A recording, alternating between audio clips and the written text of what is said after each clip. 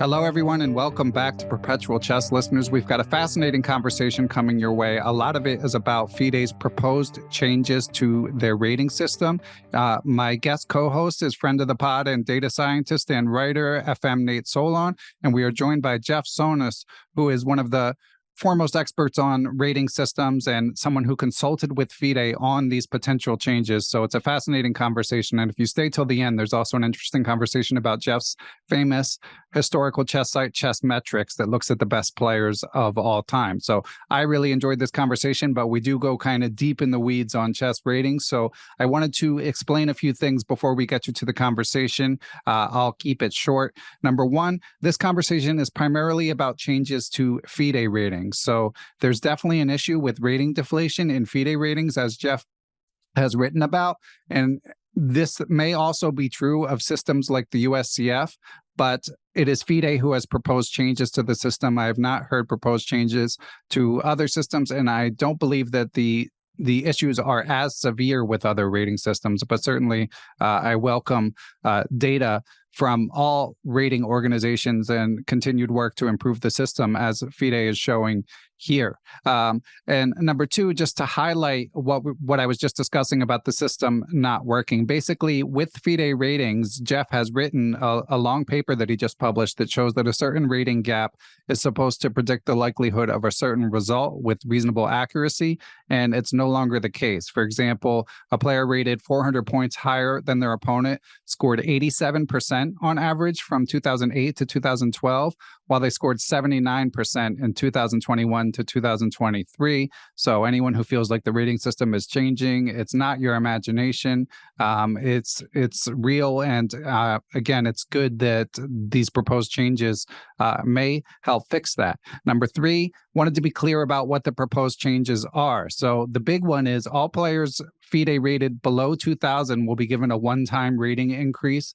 The lower rated you are, the higher the increase will be. It can be as much as 400 points. And on that note, the minimum rating in FIDE used to be 1,000, and now the rating is being raised to 1,400, the minimum rating. There's also some small changes to something called the 400-point rule and the way that initial ratings are calculated. You can read the FIDE press release, or better yet, Jeff's paper if you want to get the specific details on those smaller changes. Vanessa West for chess.com also wrote a nice summary of these proposed changes. So I'll link to all of those things in the show description. And of course, if you want to keep up with stuff like this, you might want to subscribe to the Perpetual Chess Linkfest, my weekly free email newsletter. I'll put a link to that as well. So again, fascinating conversation about the issues with the rating deflation, how it's changed over time, and Jeff's proposed changes. And then at the end, we get into Jeff's website, Chessmetrics. So that's it for this intro. Let's get you through the conversation with guest co-host FIDE Master Nate Solon and guest Jeff Sonas. Hello, everyone, and welcome back to Perpetual Chess. We have an exciting episode for you guys with a rarely featured guest co-host, although a familiar voice to a lot of you, and a familiar proverbial voice as someone you might have read on his indispensable Zwischenzug blog. He is a data scientist, FM, and author. He's, again, been on the guest before, helped me with book recaps, discussed his book, Evaluate Like a Grandmaster. And I would like to welcome back to the program FM Nate Solon. Welcome, Nate. Thanks, Ben. Great to be here, as always. Yeah. This should be an interesting conversation, and we'll introduce our guest in a second. But first, I did want to give a shout out to our presenting chess education sponsor, Chessable. And as it happens, when this episode comes out, if all goes according to plan, Nate's, I believe, first course will have been released. Is it your first course, Nate? Yep. Well, I've got my own secret little self-created things that I use to train, but definitely my first publicly, available for sale on Chessable course. Yeah, and you let me have a peek at it, and it looks pretty good. One Nate F3, and it's called a 100 repertoire. Could you explain for anyone who isn't familiar what the 100 repertoire series is? Yeah, for sure. It's a pretty new thing that Chessable is doing, and the idea is it's a full repertoire in 100 lines. And so this was perfect. Like when I was talking with them about ideas, one of the first things I said was, I think for me, a lot of these repertoires are too long, at least if you try to learn them all. And they said, like, well, we have this 100 repertoires thing, so it's kind of perfect. So I think that's plenty for most players, and it's designed to be manageable, and you can actually learn the whole thing cover to cover, so to speak, pretty quickly, and just be ready to take it into battle. Yeah, I'm excited for it. I think it's a good idea. I do find the lifetime repertoires there, it's nice to have that reference volume, but obviously it's like too much for any one human to learn. So I'm excited for that. I will link to Nate's One Night F3 course for you guys to check out, and also to my favorite courses. But without further ado, let me introduce our guest. So it's someone I've wanted to interview for a very long time, but I read his name in the chess news recently, so it was time. He is a software engineer and a database consultant who's also one of the world's leading experts on chess ratings. In 2001, he launched the website Chessmetrics, which I love. It compares the strengths of chess players across generations.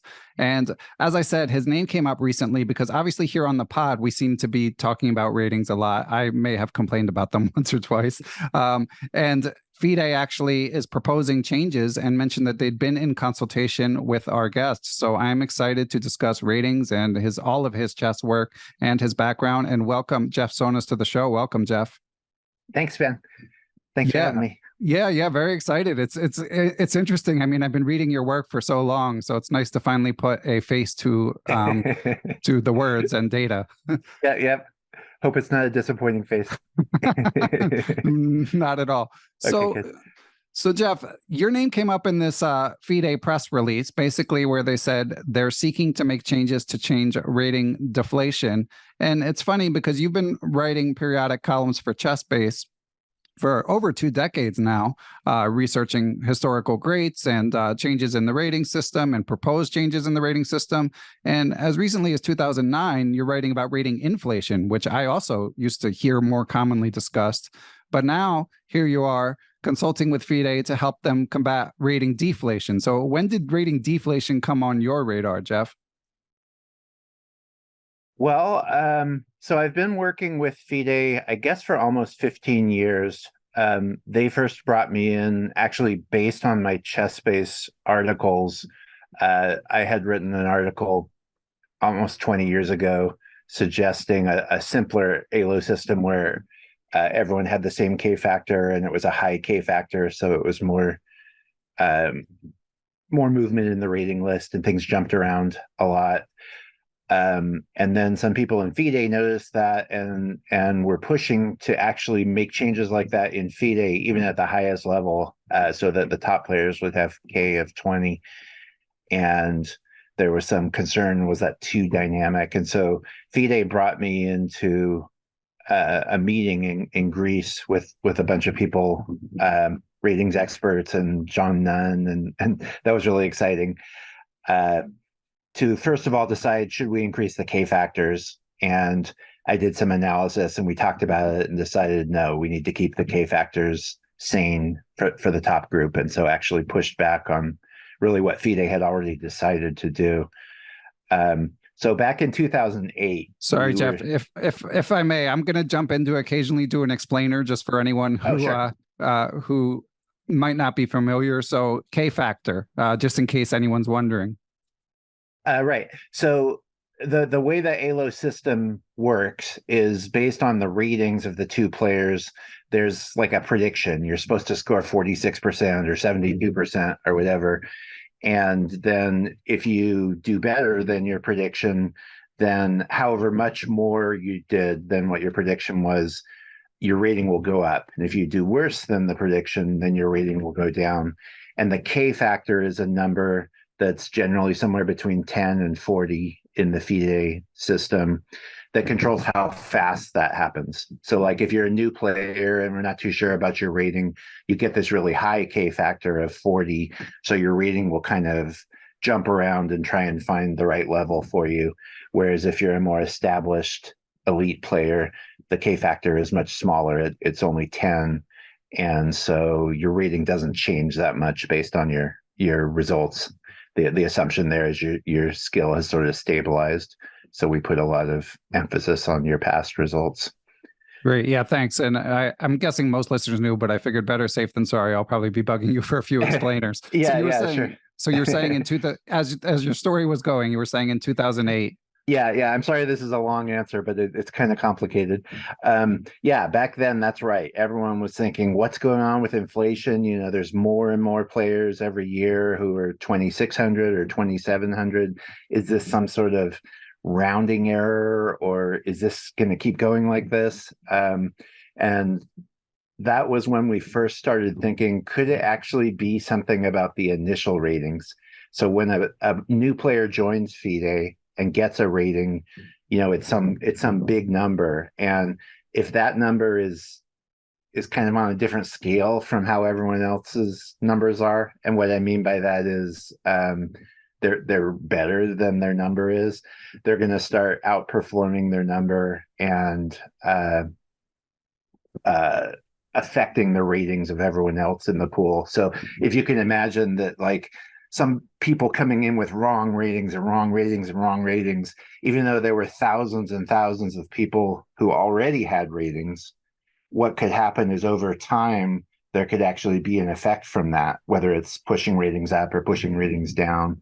So that was kind of the theory then, is that maybe that's what was going on, is that in that case it would be people coming in with ratings that are too high, and then as they find their right place, they lose rating points and their opponents gain rating points, and basically everyone goes up and up and up.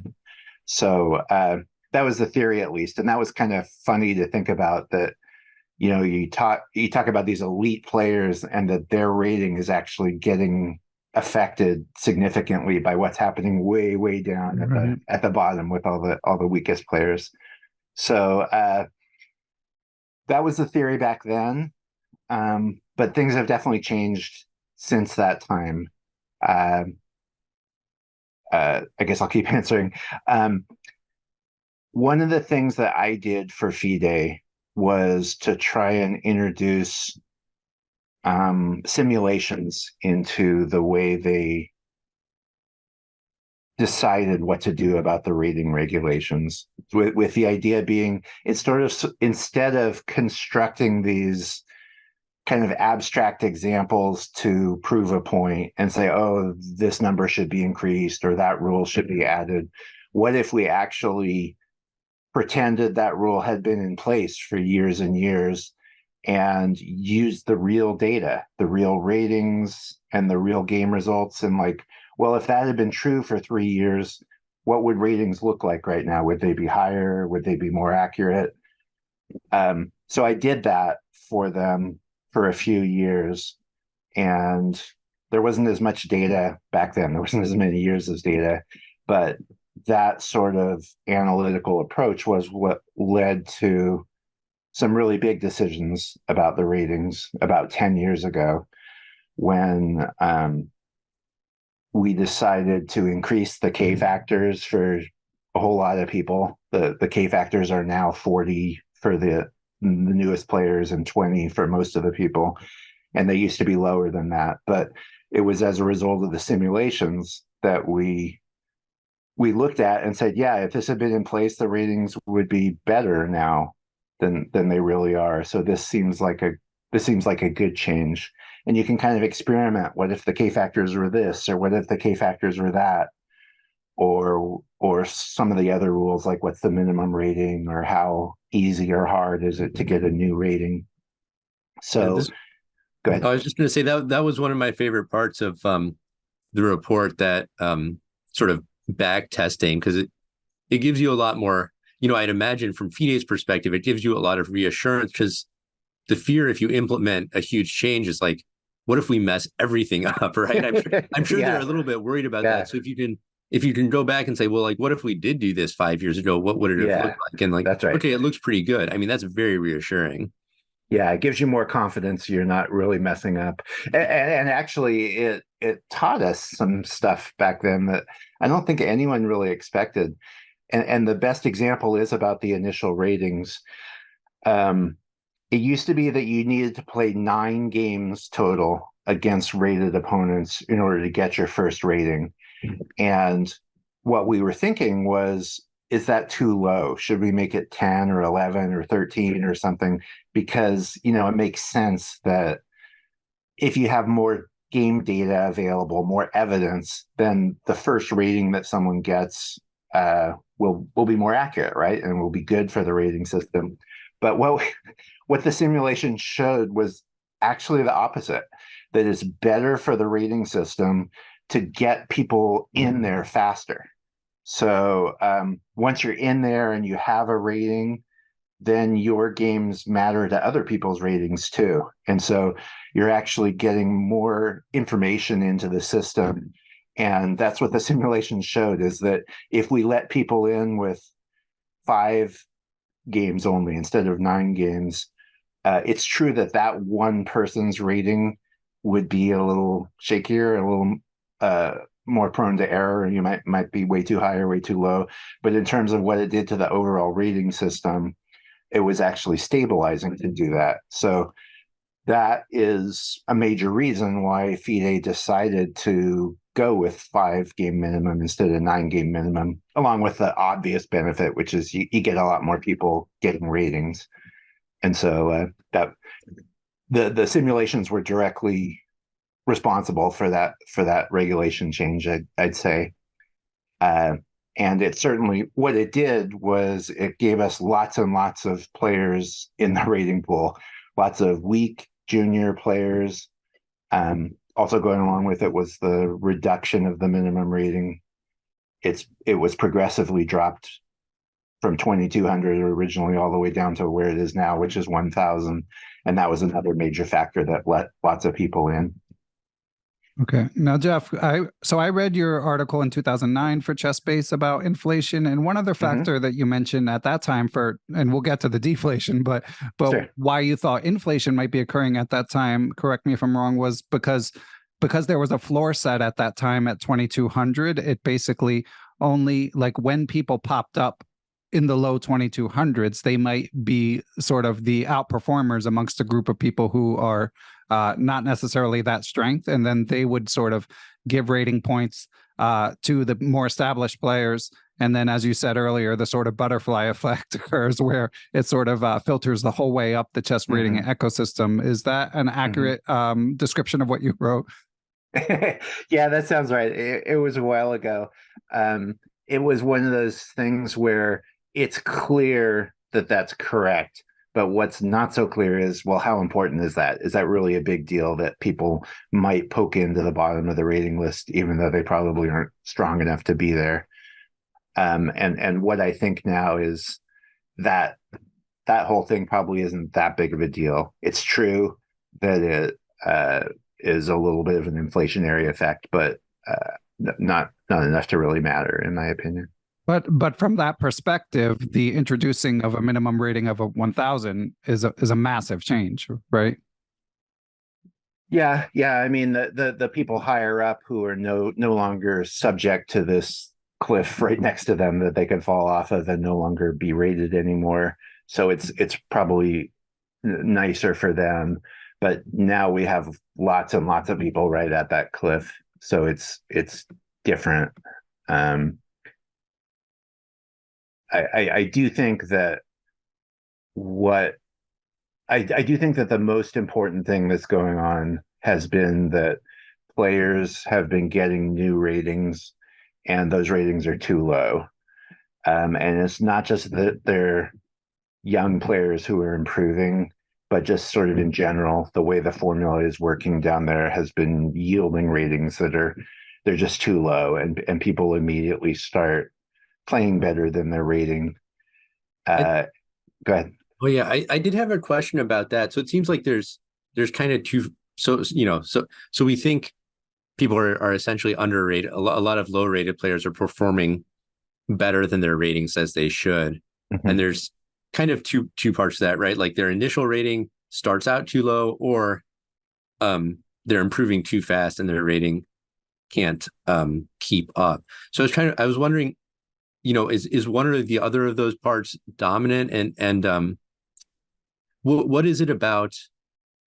I don't know all the details of how the initial rating is calculated, but of course it's designed to try to give someone an accurate rating to start out with. So what part of that is not working? Well, It's hard to answer easily. What I've found, and this was true 10 years ago, is that the initial rating, so the initial rating formula itself is a performance rating calculation. And what that means is you look at the player's percentage score, convert that to a difference in ratings, and then add that to whatever the average score of your opponents was.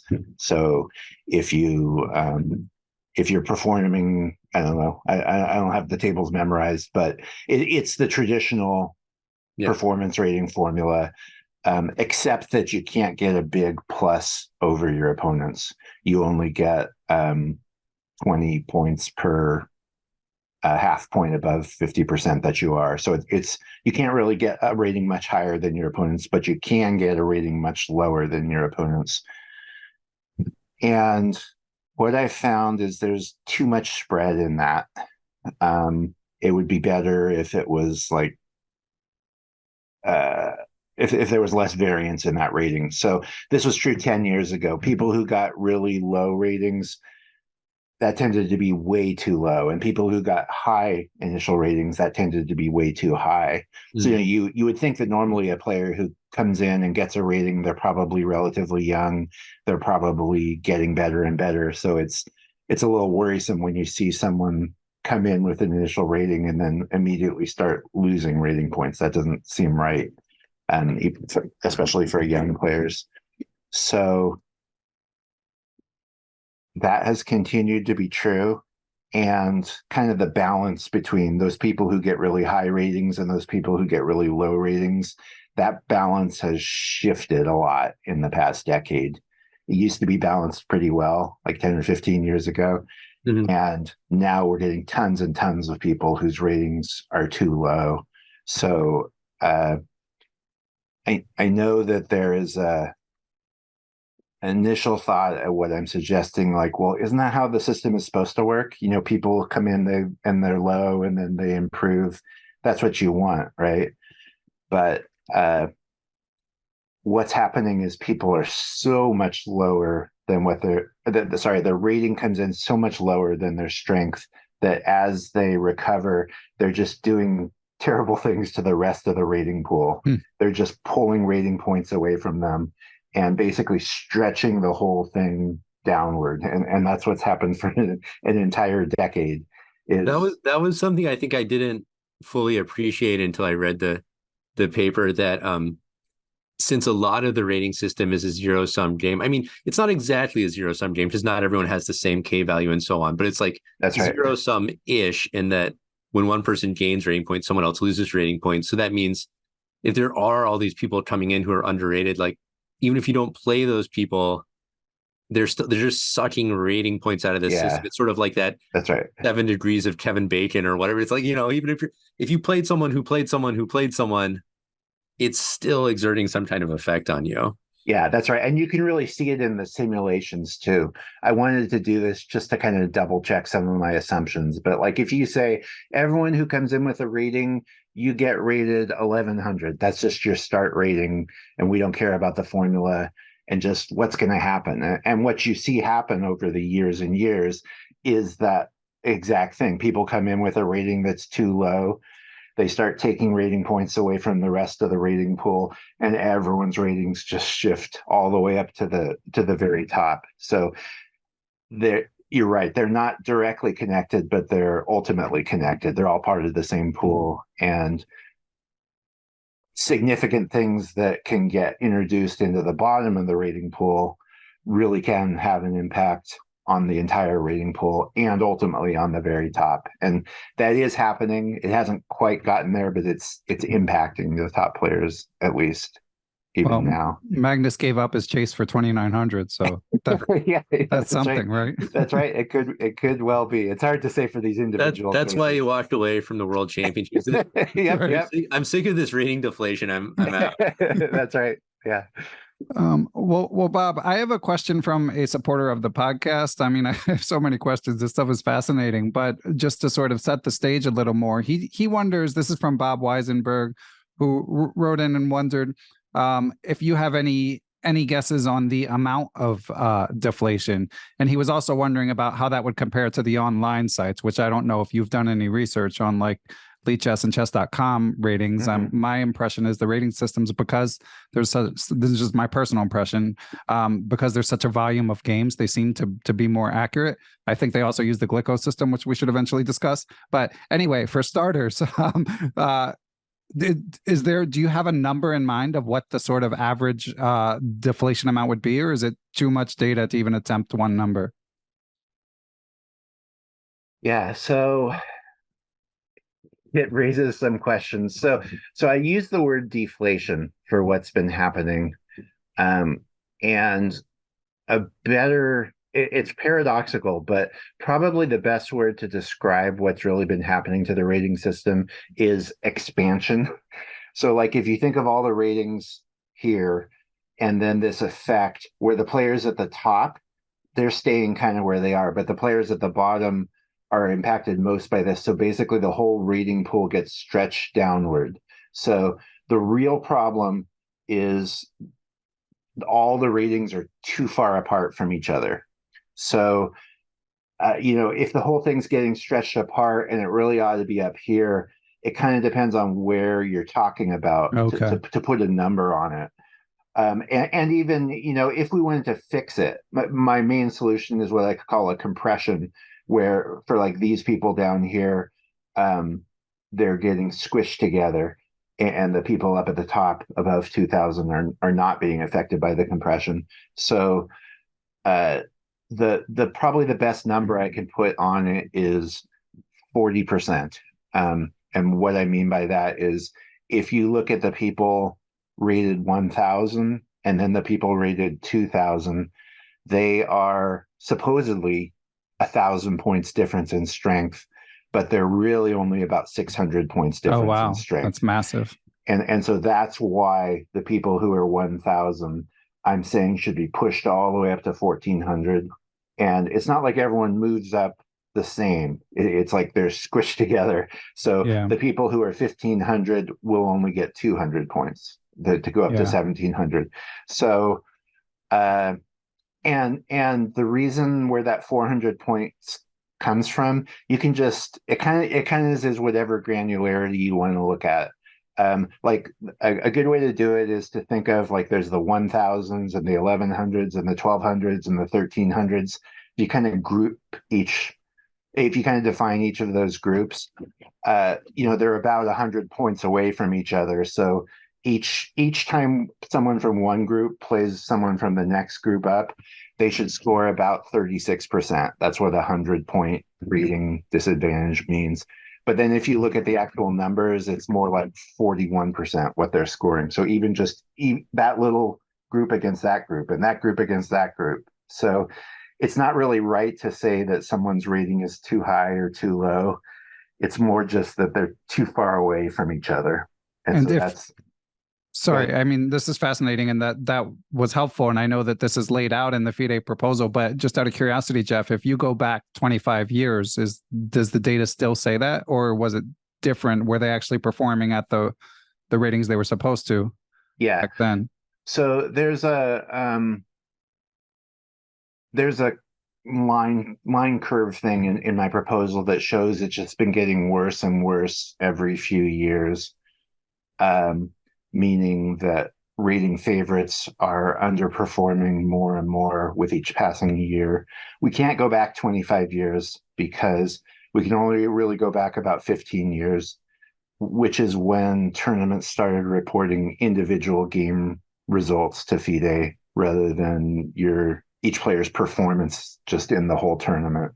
So that's really as far back as you can go if you want to look at individual games and calculate the ALO adjustments the way they currently are. But I can say that even 15 years ago, it wasn't perfect, but it's gotten a lot worse. Okay.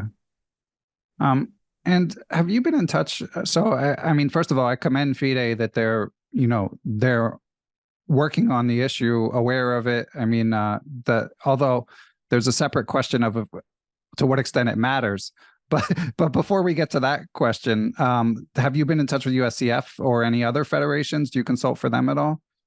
No, not really. I know it's kind of weird because I'm American and there's this big USCF presence in American chess, but I haven't really been involved with them. My involvement was writing articles for Chess Space about world level ratings and top players, and it just kind of FIDE's the one who reached out to me. I haven't had much contact with US Chess Federation. Do you think it seems likely, I guess, that if this is happening with FIDE ratings, probably something similar would be happening with USCF ratings, I guess, because if it causes sort of an influx of new underrated, quickly improving players. I mean, I think we have that in the United States. Most old guys like us would certainly say we do. It seems like we do.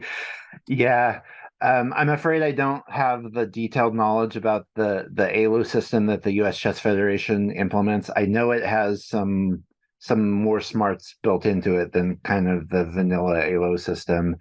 And there's things like when you play in a tournament and you're unrated, you can actually sort of iteratively do this thing where you kind of get a rating for the unrated people, and so actually games between players who were initially unrated can actually impact their rating. I think they iterate once rather than like infinitely or something, but there's tricks you can do to get a better initial rating. And nevertheless, I think that it has happened, like you're saying, but I think they've kind of they've had more opportunity to deal with this because there's been junior USCF ratings for decades, and that really hasn't been as true for FIDE. It really only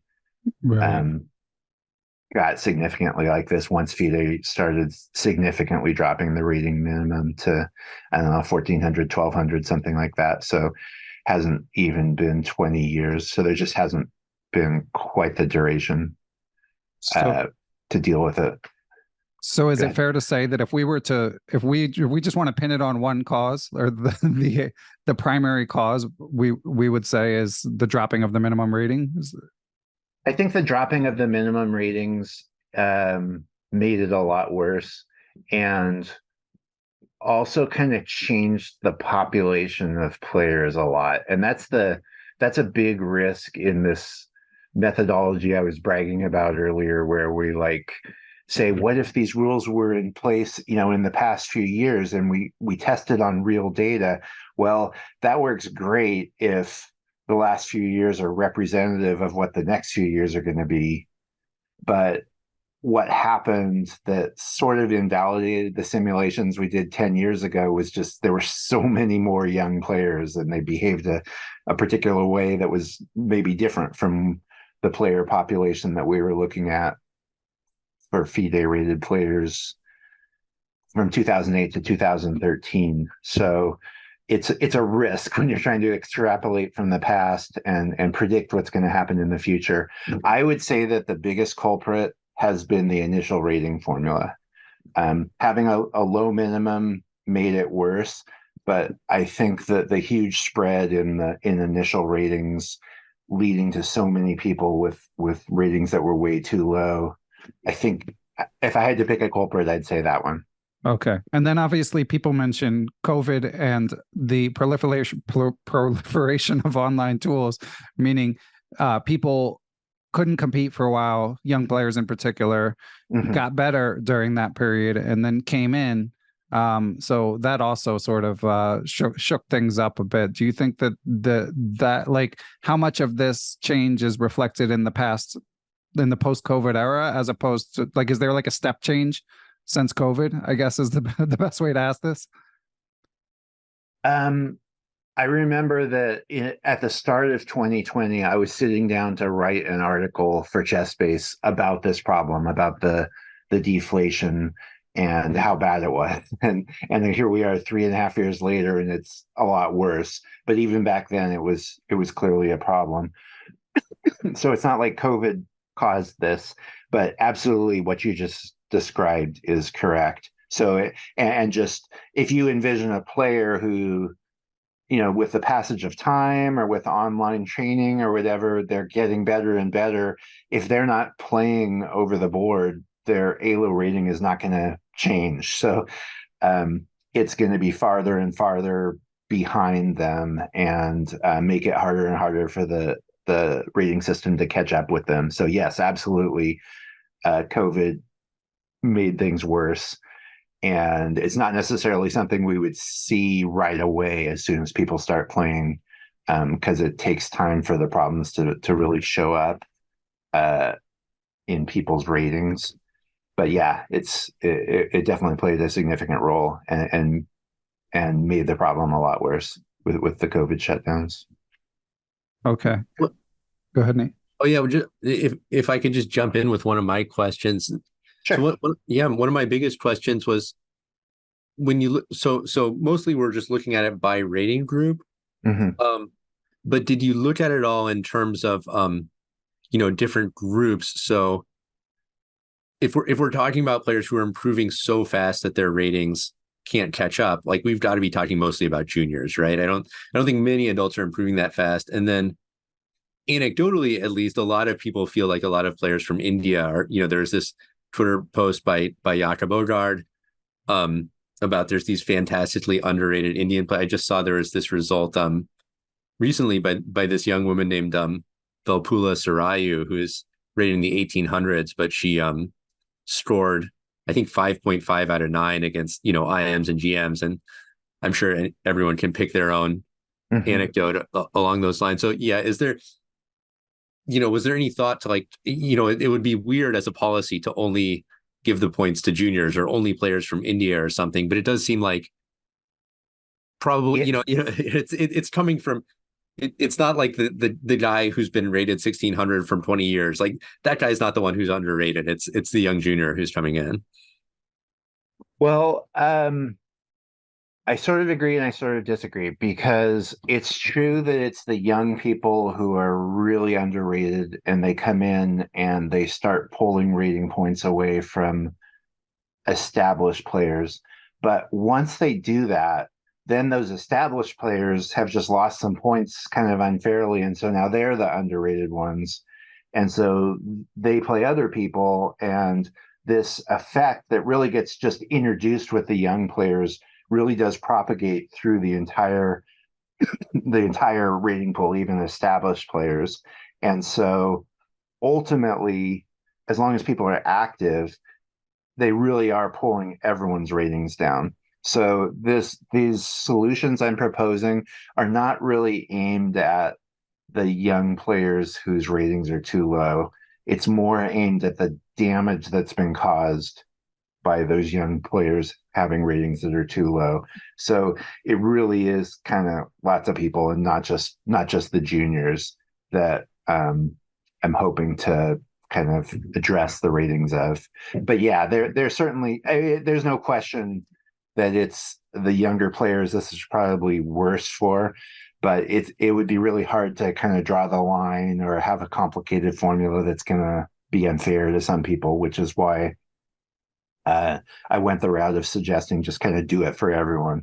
Because one of the things about the compression is, it moves these people up by a little bit, and these people up by a little bit, and these people up by less, and it doesn't actually change the order of people at all. It just kind of changes the numbers that they have. And so it seemed like sort of the most fair and balanced way to do it was to do it by just by players' ratings, rather than trying something fancier. Yeah, that makes it. And it sounds like, so maybe based on that, probably a lot of the most underrated players are the juniors, and they're the source of a lot of this. But maybe it sounds like you're saying, when you sort of dig into the numbers, it may be people's perception that it's only juniors that are so underrated is maybe a bit inaccurate, that it's more across the board. Yeah. I think that's an attitude that was appropriate 10 or 15 years ago. And that was kind of how we were looking at things, even, in the discussions with FIDE. But now if you look at the rating pool, it's still like 90% people who are teenage age or higher. It's not like this huge mass of super young kids. And it's even true, like, if you get a new rating and you're you're 35 or 40 now, it's too low, which you wouldn't really think that would be true. You would think, oh, it's just the juniors who are going to improve. But even if someone comes in with a 35 or a 40 age initial player who gets an initial rating, it's coming in too low, and we'll expect them to gain rating points as soon as they start playing. So that's right. That's right. I think the assumptions were that they were accurate and well founded 10 years ago, but you kind of have to reset a little bit about where we are now, just based on what's really happened in the rating pool in the last decade. Okay, and back to the question of why it matters. I mean, I have my own sort of vain perspective. I was 2100, not playing actively the whole time, but 2100 for 20 years, and then come back and play, and doesn't feel like I'm not playing any better, but I'm not playing much worse to my mind either. And now I'm like in the 1900s FIDE, and there's tons of stories like that. Like Keith Arkell, Grandmaster from Great Britain, is quite outspoken about it on Facebook, and you hear lots of stories about the ratings changing. But as long as they're right with comparatively, some could posit that it doesn't matter. So, like, what was the perspective of FIDE and of you that says that, like, it does matter that X strength used to represent Y rating and now it doesn't? Yeah. If there's sort of like global, well, let's just call it inflation. If everybody's rating went up by 200 points or something, or everyone's rating went down by 400 points, it wouldn't really matter that much. It would be unpleasant for the title system. You get lots of GMs or no IMs or whatever it is. Yeah. So the absolute magnitude of the ratings does kind of matter. But I get what you're saying. And my answer is, the problem now is the differences in ratings don't mean what they used to, because all the ratings are spread out. So if you just say, here I am, and I'm playing a bunch of people who ought to be 100 points rated lower than I am, but now they're like 250 points rated lower than it's a lot harder for me to maintain my rating, because those people are going to perform like strong players, but the rating system says they're weak. And so it's really a struggle just to tread water and not lose rating points, because if you play on average people who are weaker than you, we expect that you're going to lose rating points. So if you come back now, unless you're playing people rated higher than you, you're probably going to lose rating points. And that wasn't always true. And I guess I'd say that's why it matters, is you shouldn't be able to like pick and choose and control your rating in that way. Just to add to what Jeff said, yeah, I think to me the core of it is that that the results are not matching with the predictions. This idea of, it's really at the core of the ELO system that it creates this prediction of an expected result. If you're X points lower rated, you're supposed to get Y points on average out of that game.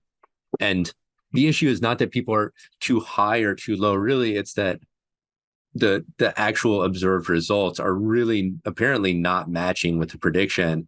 And that kind of means the whole system is out of whack and it's not working as it's intended to work. Yeah, it was a hard mindset for me. I mean, you can go back and look at articles I've written for ChessBase in the past 10 or 15 years, and it's only now really that I've started to point the finger at the ratings rather than the rating system. I mean, you can see articles I wrote 6 or 8 years ago saying, oh, the tables are wrong or something's wrong.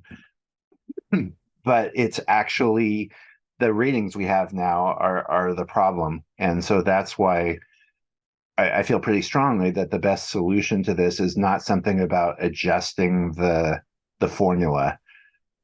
It's that the ratings that we have now are out of whack indeed. And so that's why I think the most direct and appropriate solution is this compression that I'm suggesting it's the bottom 85% of FIDE players, the ones whose ratings are between 1,000 and 2,000. Okay. By the way, does this, sorry. No, go ahead. Go ahead, Ben. No, you go ahead.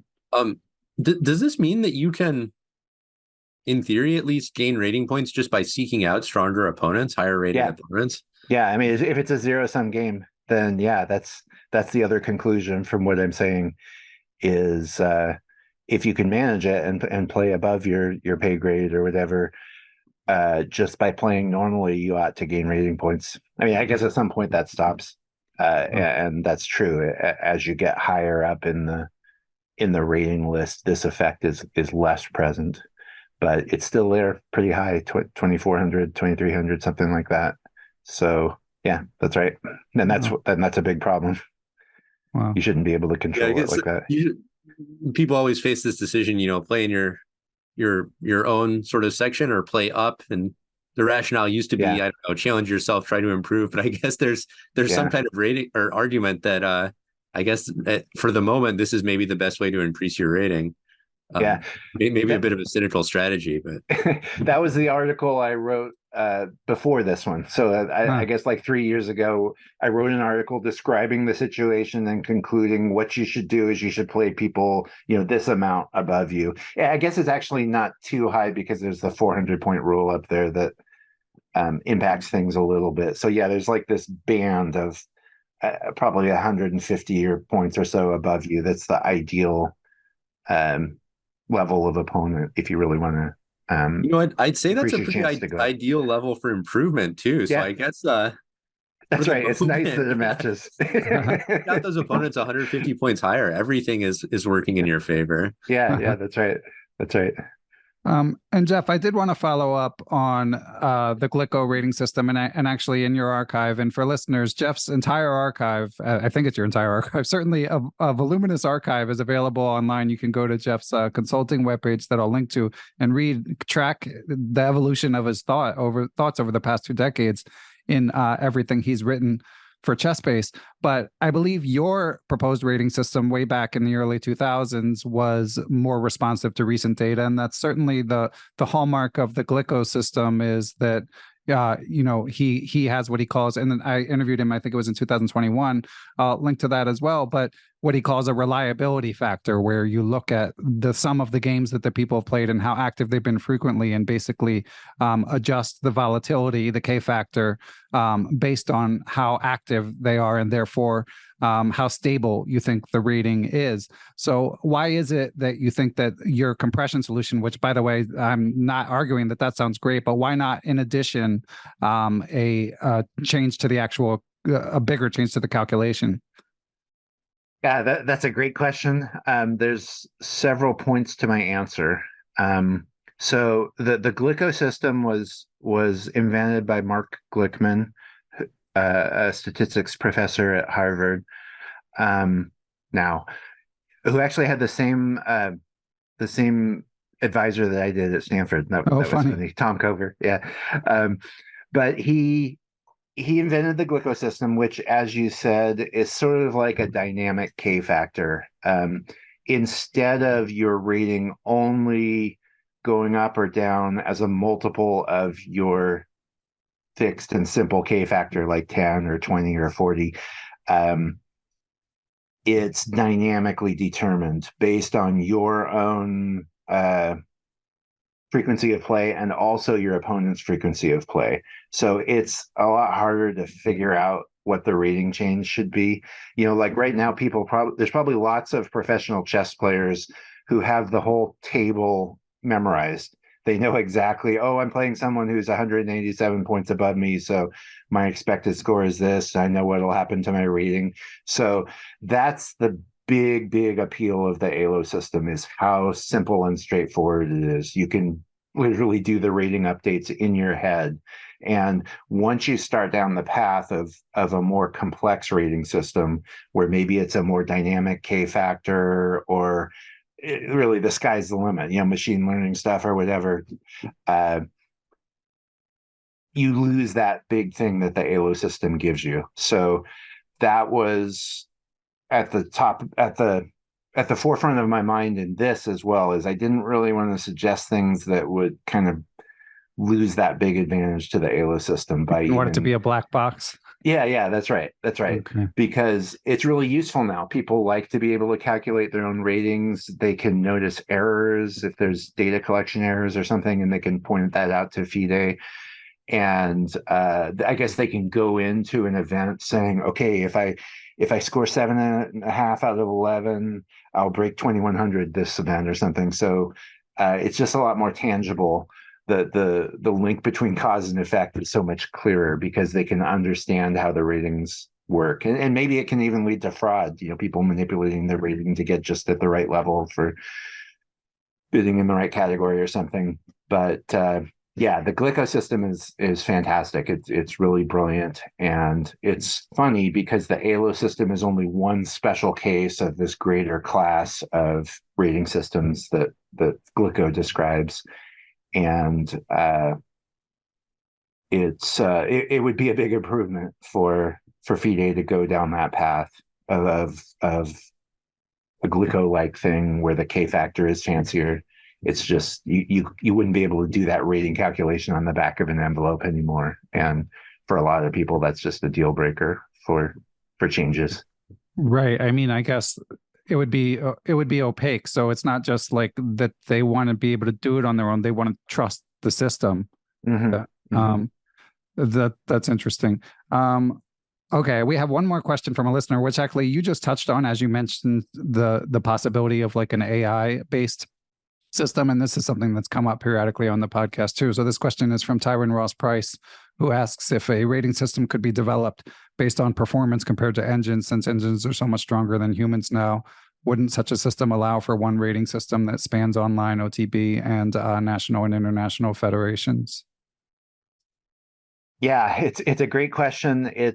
I wish it was that easy. The big thing that Well, okay, so there's kind of two ways to do that. One way is to say we'll have humans competing against engines, and because the engines kind of their strength never changes, it provides sort of an anchor or a calibration to their performance, and sort of everyone else goes relative to them. And so you have these anchors holding it, and you don't have to worry as much about inflation or deflation. It's just that they sort of define what these reading levels are, and the people perform relative to them, or the other people who perform relative to them, and it all works great. The problem is if people are learning how to play better against chess engines. If people are getting better at facing that level of chess engine, then it's not really a great calibration anymore, and things can start to drift. So that's one way to do it. Another way to do it is to evaluate the strength of players' moves. I'm sorry, I don't remember which one the viewer was suggesting, but that would be another way to do it, is to say that we'll do this big evaluation of thousands and thousands of games of rated players and kind of get a calibration so that it doesn't move. So that would work great. I think people have done that. I'm not quite sure how excited people have gotten about trying to be able to predict someone's ALO rating from their moves. It's kind of an anti-cheating thing Right. that's done, and so I'm not up to par on the research, I guess I'd say, but Yeah.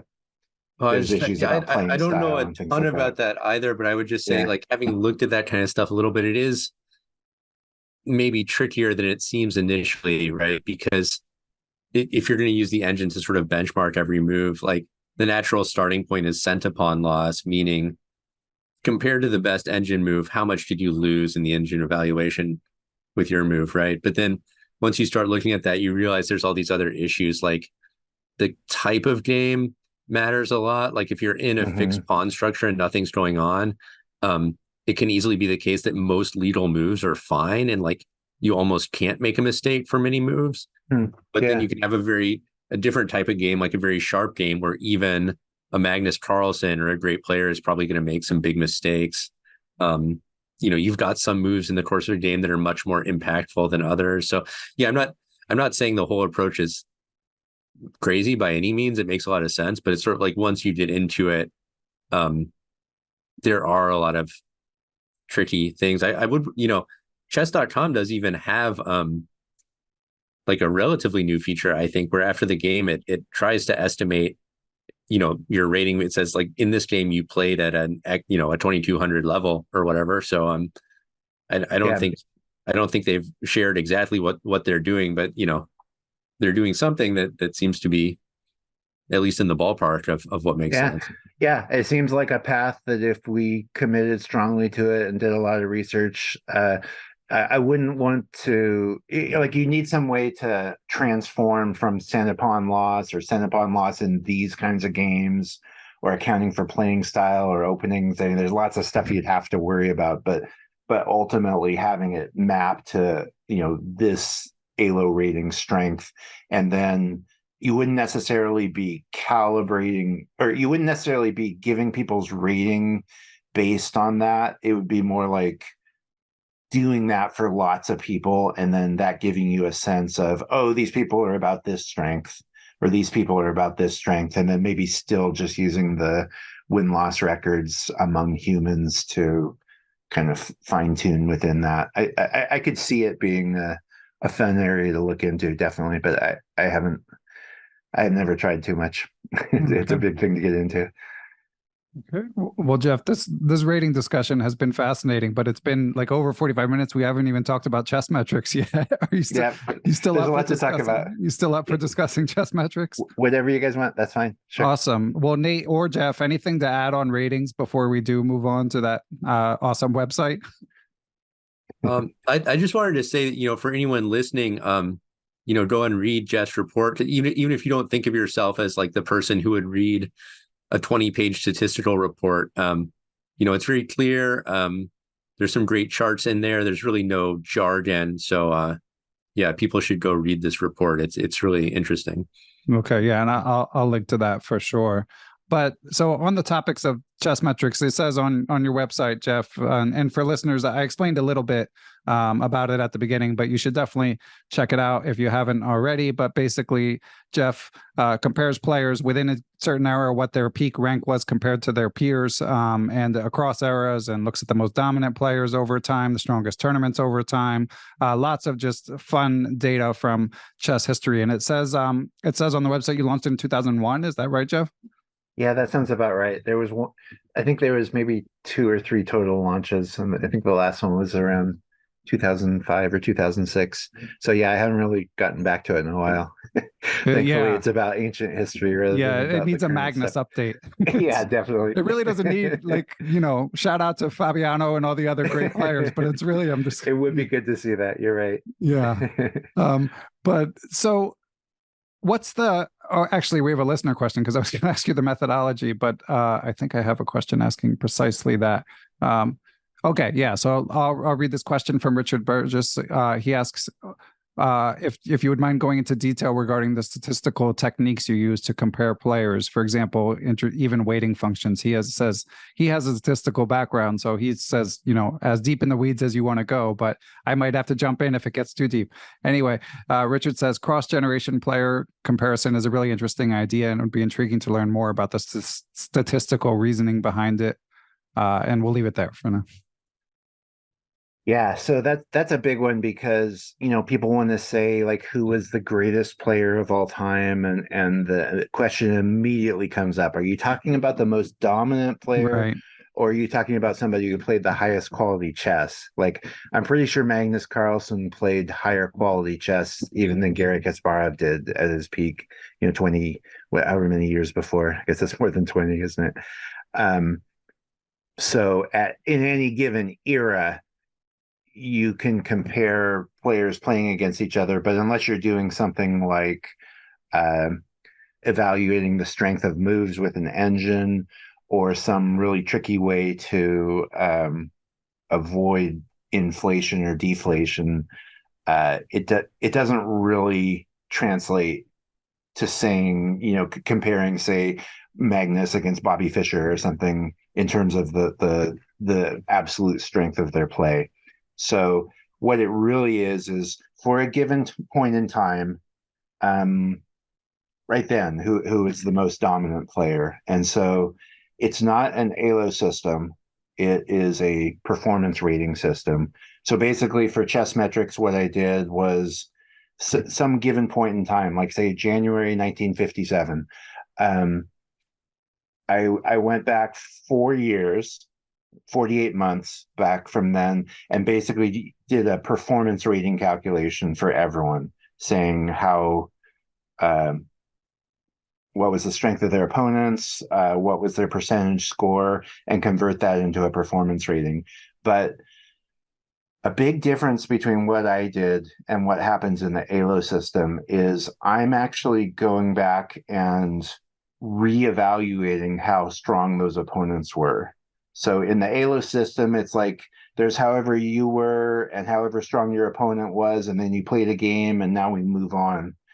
And even if you later on learn that person was actually really good and underrated, it doesn't affect your ALO rating. But in the case of Chessmetrics, it's sort of a simultaneous iterative rating. It's kind of like you take 4 years worth of data and pretend they were all played in the same tournament and then just do a performance rating. But after you do the performance rating once and you get ratings for everyone, now you can plug those in again for everyone's rating and calculate performance ratings again. So you kind of do that iteratively. And what you find is it'll eventually converge to a stable solution where basically everyone's rating is the same as their performance rating. And you have to be careful that things can kind of drift upward and upward or downward and downward. So you need an anchor, like I was talking about earlier with the engines. Because we don't have an absolute way to anchor the rating system. I think I did it based on the estimated world population at that point. And it was basically, once you have these self-consistent ratings, you could move them all up or move them all down, and they would be just as self-consistent. You know, the gaps between people's strengths would be the same. So it was calibrated. So the simplest way to do it would be like the number 10 player in the world always has a 2600 rating or something like that, which sounds reasonable, because then everyone's number is kind of like, it tells you how much better are you than the 10th player in the world. And that's not an unreasonable way to measure dominance. You're going to have people who are 200 or 300 points stronger than that. But the problem is that over time, you get a lot more players in the rating pool. And so having it be a fixed thing like the number 10 player in the world doesn't really work very well. And so I kind of made that number bigger over time. And it wasn't, it was arbitrary, I guess I would say. I did it in a way that I was trying to be objective, but you have to make some calls there. And part of it was just saying, well, what ratings do we get? Does that look reasonable? Or does it seem to be skewed towards the present or towards the past?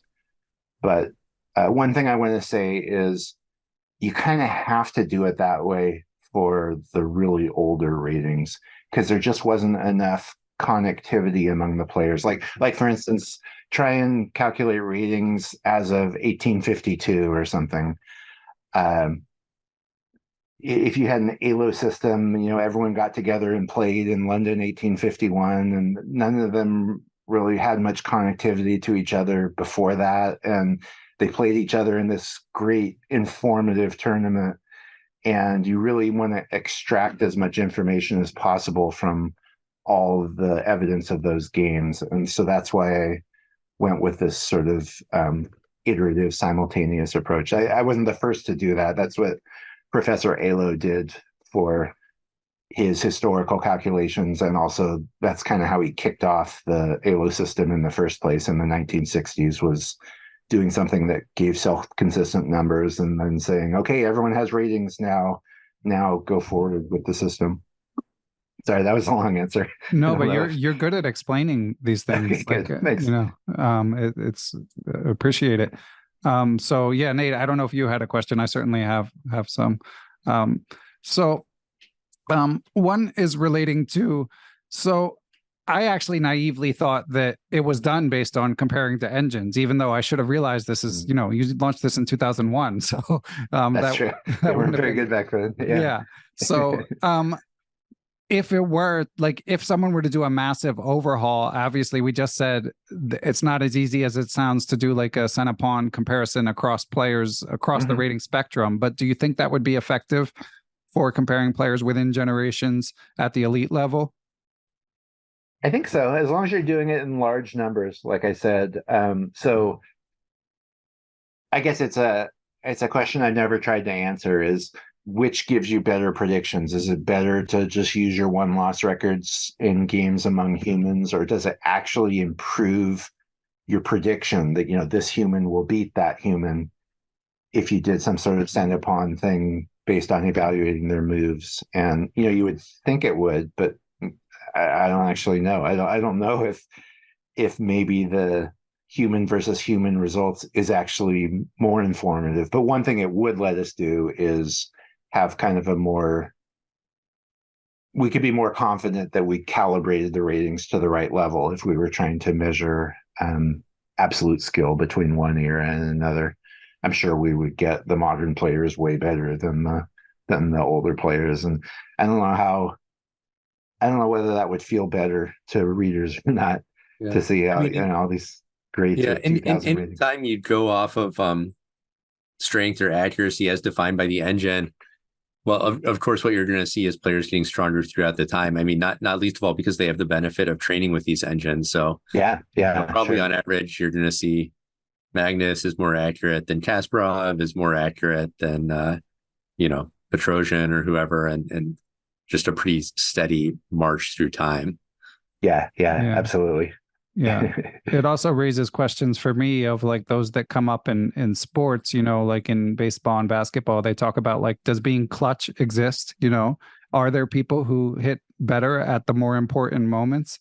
And in chess, you might play better moves on average, but mess up in like some critical moment or around time control or something like that. And I'm not sure that like a Cena-Pawn loss could like a Cena-Pawn figure could necessarily reflect. If someone's just winning more over a large sample, they're doing something that maybe the data, even in the modern era, can't capture yet.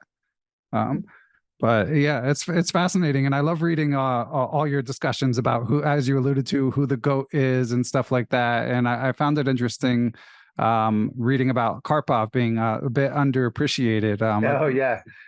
Yeah. Just so have you? I mean, so do you think he'd still be the second most dominant? I guess it always comes back to Magnus when we have these discussions.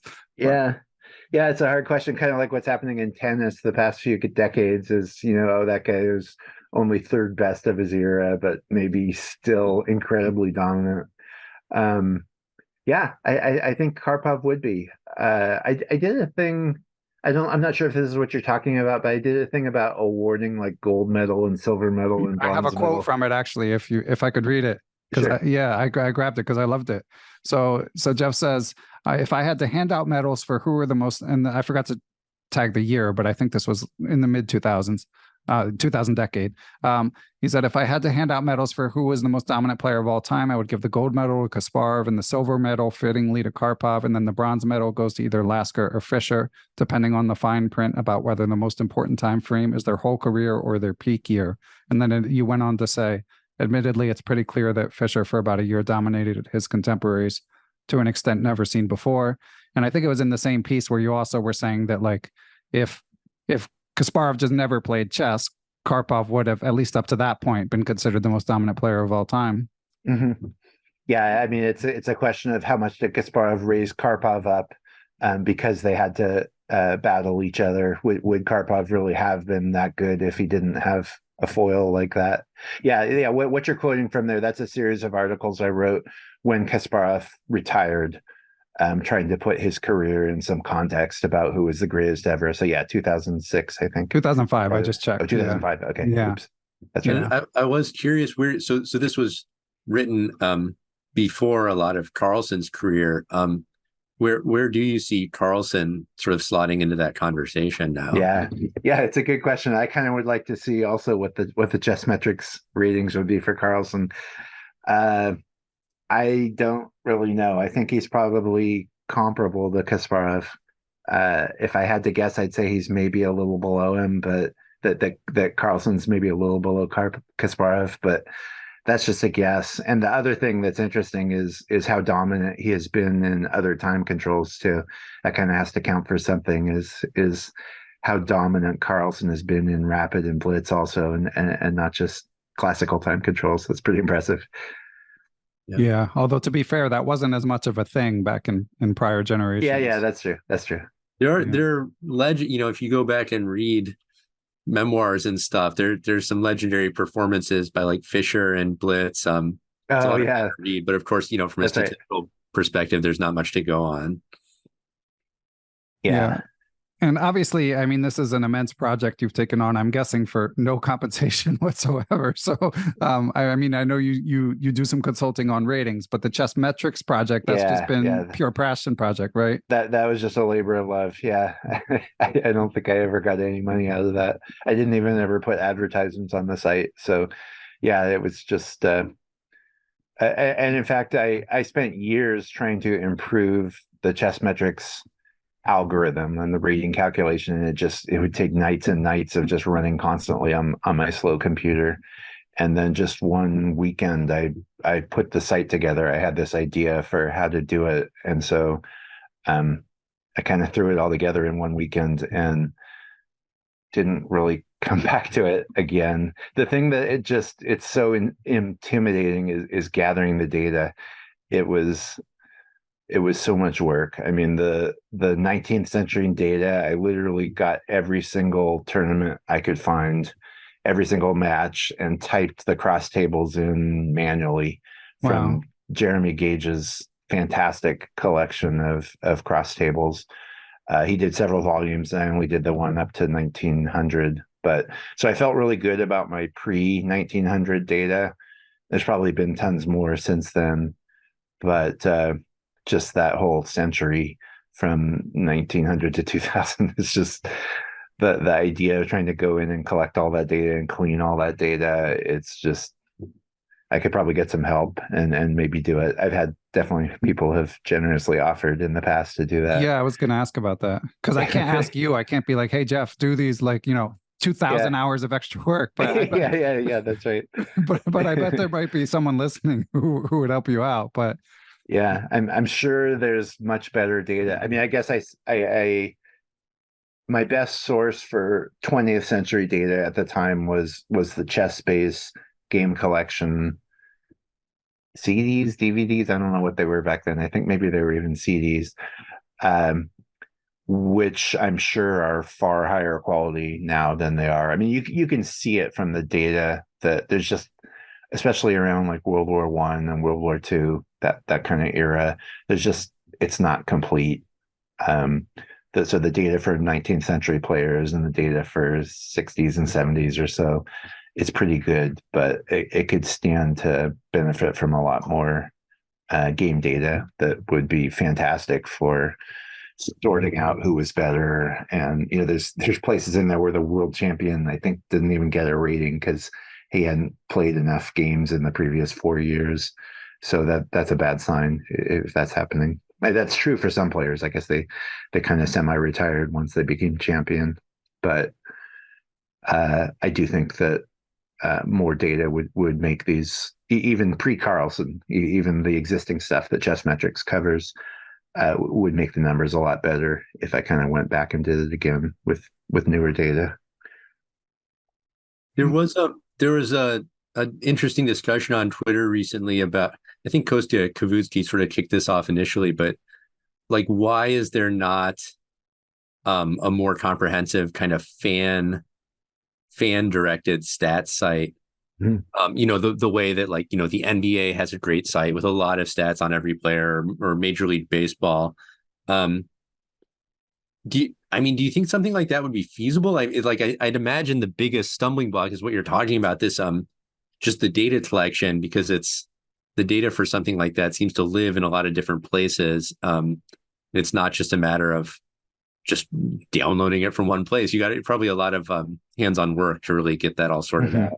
Yeah, I mean, like if you think about ChessBase and or things like that have these big collections, they're kind of aimed not so much at getting complete events, but just as getting all known games where we know the moves of them, so that someone could, I don't know, find match on the opening or replay that game or whatever. So the big thing for me is I didn't want to have partial events, because there's famous players that mostly what we have for them is their wins. And so if you try and do I mean, you're not talking necessarily about a reading calculation. I know you're just talking about even just an archive. Like, can we have just data somewhere? where you could see people's progression through times, maybe their matchups against other players, what openings they like, just things that would be interesting to fans of chess. That's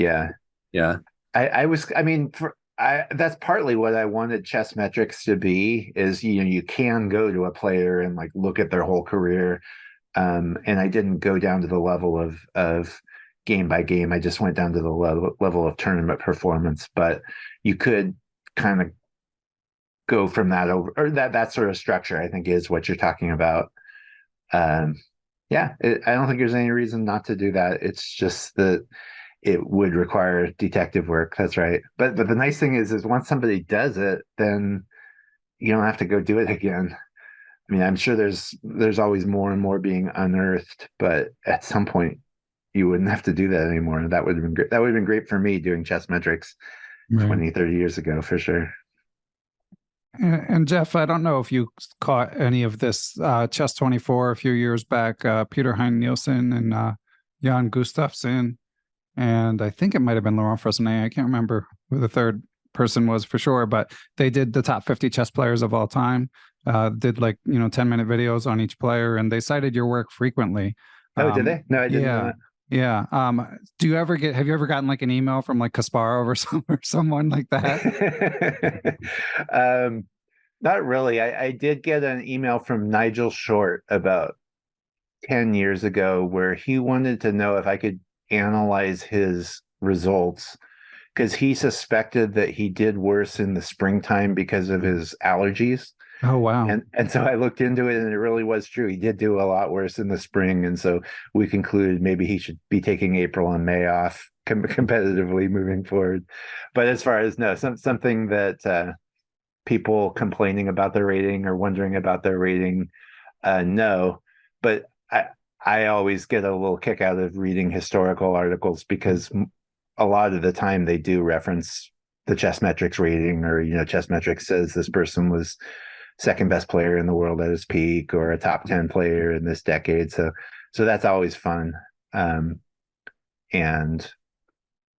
I think with more data available, that would be even easier, because we'd catch more people and we'd probably have more plausible ratings. I mean, I tried to make the rating approach plausible, but I know people are surprised sometimes by the people that show up at the top. Yeah, and by the way, I checked. It was just Gustafsson and Peter Hein Nielsen in the project. And I was going to ask, is there anyone that you feel like continuously gets a raw deal in terms of like how they're viewed in chess history? I think that it was funny because sort of what you were asking before, like once the ratings went up, people were like, what? You have this person number one? Because up until the point where we had ratings that you could look at for, say, the 1960s or the 1950s, all we really knew was, this guy played this guy and won in the world championship. So everyone's assumption was, this player was number one and this player was number two. And so people like, say, Reshevsky or Korchnoi or something like that, people who never actually won the world championship, but did have little stretches at least where they may well have been the number one player in the world. They don't get the credit for that in the absence of a rating system. So those are probably the ones. And maybe conversely, people who, I guess I don't think there's too many people who were world champion and didn't really deserve it. And partly that's just of how rigorous the candidates procedure was. those long tournaments and long games. So they generally did yield pretty plausible people for the top two. But I can't really think of anyone who didn't deserve their top ranking, like the world championship ranking for older players. I think Karpov is a pretty good answer for someone who's maybe not as appreciated today as they should be, because he was very close, but clearly a second fiddle to Kasparov. So I think people just see that and throw him out of the GOAT discussion. But I guess a lot of people now don't really appreciate how dominant Karpov really was compared to everyone else in his own era and even most of chess history. Yeah, that's a great one. And also because he didn't win the title by winning a match. And so people kind of discount his years as world champion. But yeah, I mean, the games against Kasparov, those matches were so close and it could have gone either way. And just from the years of tournament domination by Karpov, I think that's a great answer. Yeah. He definitely, I still think that he could well deserve the silver medal all time. So yeah. Yeah, that makes sense. And with all these raging debates about the World Championship cycle, you wrote in the aforementioned Who is the GOAT series about the idea of just having like a rolling who was the best player this year. Like, do you have an opinion about like whether the historical system should continue or something more updating more frequently and perhaps more data driven? Well, there was an article I wrote called I collaborated with Yasser Seirawan on an idea or an investigation of like trying to figure out objectively what would be the best way to identify the strongest player. So that was a lot of work. And the idea being that let's pretend there's someone out there who is truly the strongest player, but that doesn't necessarily mean they have the highest rating. So we do some sort of format that's based on rating or based on tournaments or matches or whatever. And what is the format that's most likely to get won by the truly strongest player? And what I found was the old style was really good. Like the whole candidate cycle of, say, the 1960s or so, where they had zonals and interzonals and then long candidates matches. Yeah.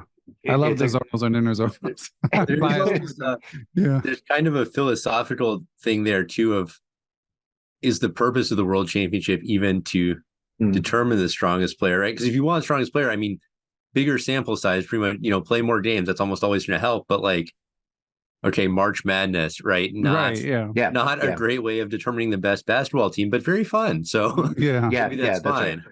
That's right. And the candidate cycles from the 60s consumed huge amounts of days and events and all this stuff. And so you sort of want something that's more efficient, but also, entertaining from a sporting standpoint and also fair. I mean, probably a good way to do it is, only consider the top 3 highest rated players or something. Yeah. And fairness, anytime you actually have an open tournament as opposed to one-on-one matches, fairness does become a big consideration because you get all these spots where that's right. You're out of contention, but you can actually impact who wins. So whenever you have a multiplayer tournament, things can get Sure. All the stuff with Fischer and the Soviets and stuff and the accusations. And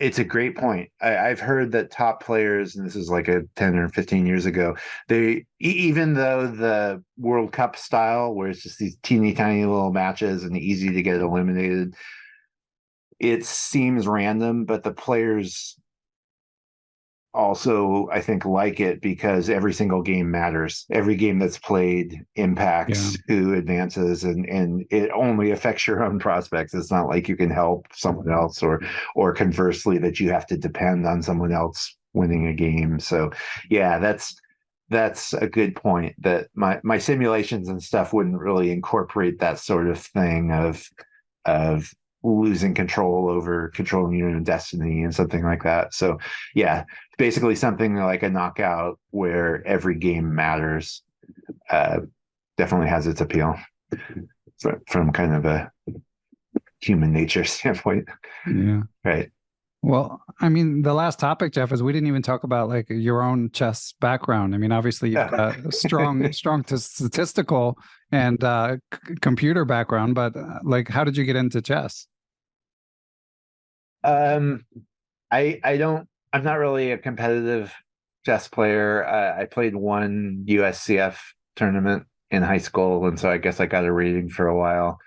I was I was a very young chess talent, and my dad would never ever let me win. We just played and played and played, and he would never let me win. And it started big fights between him and my mom.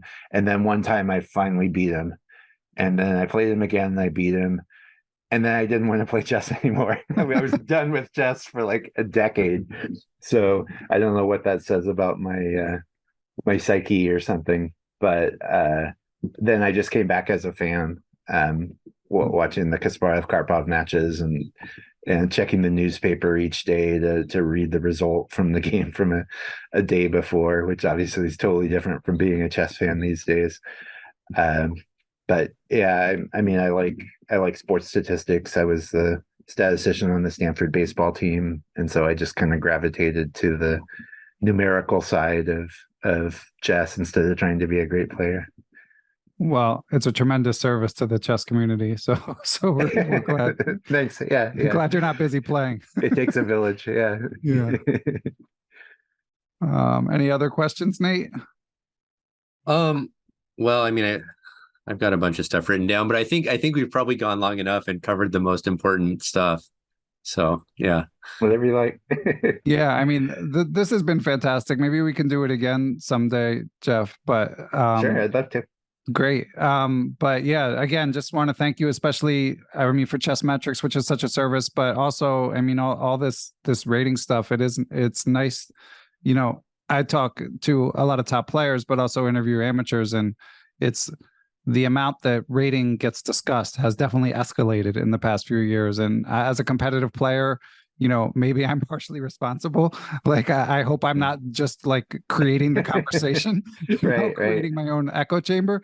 But seeing all this data behind it and seeing that you and FIDE are addressing it, working to address it, like that's reassuring. Even if you don't get it right away, you know, like at least like you're on the case, you know. Yeah, it feels like the right path to be taking. Yeah. So yeah, I mean, everyone should check out Chessmetrics. If anyone wants to update it, please badger Jeff until he yep. until he acquiesces. I'll read your emails. Okay. Excellent. Well, Jeff, it's been great chatting with you, and like I said, would love to do it again someday. And yeah, thanks for all of your contributions to the chess world. You're very welcome, and nice to meet both of you as well.